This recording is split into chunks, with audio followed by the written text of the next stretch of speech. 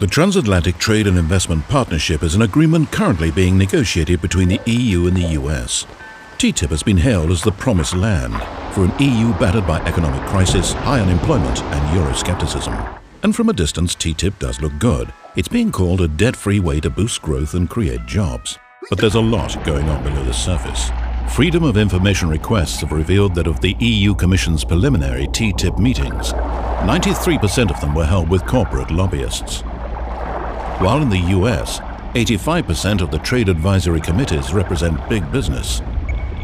TTIP threatens key standards and regulations that protect us and the environment. Many of the world's most powerful corporations are making sure TTIP is good for them, even if that means it's bad for us. The new EU Commission President wants the EU to be more transparent, yet the TTIP talks are going on behind closed doors. Citizens have no access to key documents, and there are very few ways for them to impact the talks. Even their representatives are being left in the dark. So should we just believe the hype, or should we be allowed to see the full picture? Demand full transparency in the TTIP talks. Join the fight.